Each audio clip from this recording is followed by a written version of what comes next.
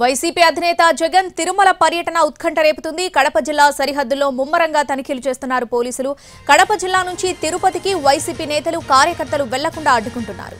ప్రతి వాహనాన్ని క్షుణ్ణంగా తనిఖీ చేసిన తర్వాత పంపుతున్నారు. అన్నమయ్య, నెల్లూరు, చిత్తూరు జిల్లాల నుంచి కూడా తిరుపతికి వైసీపీ శ్రేణులు వస్తారని భావిస్తున్నారు పోలీసులు. దీంతో తిరుపతికి వచ్చే దారుల్లో తనిఖీలు చేస్తున్నారు.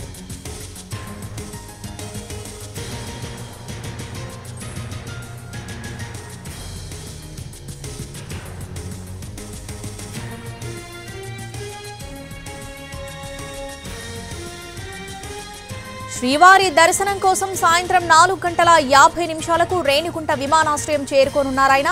అనంతరం రోడ్డు మార్గాన తిరుమల పయనమవుతారు. రాత్రి 7 గంటలకు తిరుమలకు చేరుకుంటారు. రేపు ఉదయం 10:30కు శ్రీవారిని దర్శించుకోనున్నారు.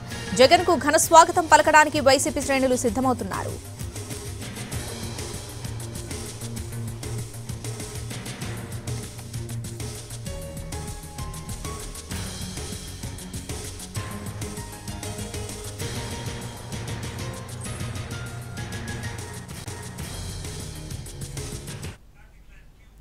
వైసీపీ అధినేత జగన్ తిరుమల పర్యటన ఉత్కంఠ రేపుతుంది. పూర్తి అప్డేట్స్ మా ప్రతినిధి కార్తిక్ లైవ్ లో అందిస్తారు. కార్తిక్,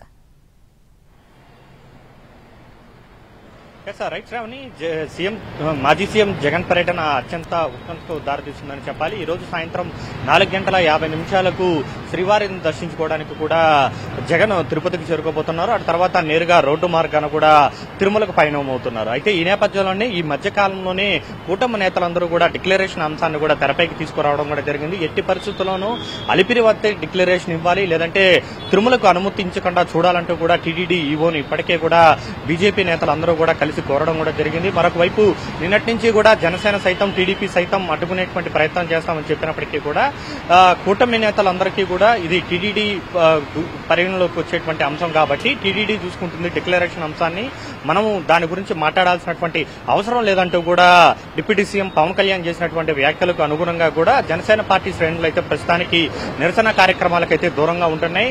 ఇటు టీడీపీ కూడా అదే దారిలో ఉన్నట్టుగా కూడా తెలుస్తుంది. అయితే బీజేపీ మాత్రం ఈ విషయాల్లో వెనక్కి తగ్గడం లేదు. ఖచ్చితంగా కూడా హిందువుల మనోభావాలను గుర్తించి స్వామివారి వద్దకు వెళ్లేటువంటి ప్రతి ఒక్కరూ కూడా హిందూయేతరులు ఎవరైనా కూడా ఏదైతే రూల్ నెంబర్ 136, 137, 311 జీవో ప్రకారం ఖచ్చితంగా కూడా హిందూయేతరులు ఎవరైనా కూడా డిక్లరేషన్ చేసి తీరాల్సిందే అంటూ మాత్రం ఏదైతే హిందూ సంఘాలు కావచ్చు, బీజేపీ నేతలు కావచ్చు పట్టుబడుతూ ఉన్నారు. అయితే దీని మీద మాత్రం అదే స్థాయిలో వైఎస్ఆర్ కాంగ్రెస్ పార్టీ కూడా కౌంటర్ ఇస్తుంది.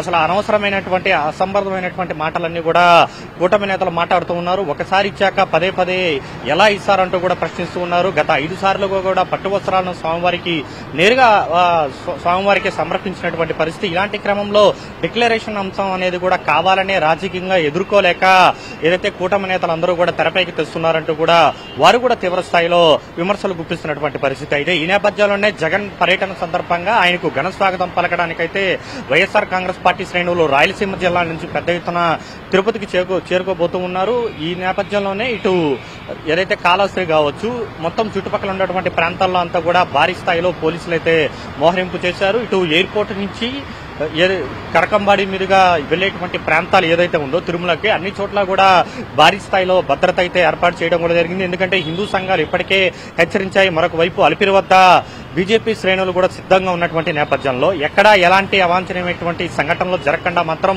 పోలీసులు అయితే అలర్ట్ అయ్యారు. ఇప్పటికే 30 యాక్ట్ అనేది జిల్లా వ్యాప్తంగా కూడా పోలీసులు అమలు చేసినటువంటి పరిస్థితి. ఎక్కడైనా కూడా ర్యాలీలు, నిరసనలు చేస్తే మాత్రం కఠినమైనటువంటి చర్యలు తీసుకుంటామని చెప్పి ఇప్పటికే హెచ్చరికలు జారీ చేశారు. 30 యాక్ట్ సంబంధించినటువంటి నోటీసులు అనేది కూడా ఇటు వైఎస్ఆర్ కాంగ్రెస్ పార్టీ శ్రేణులకి నేతలకు కావచ్చు, ఇటు కుటుంబ నేతలందరికీ కూడా అందించినటువంటి పరిస్థితి. సో ఈ నేపథ్యంలోనే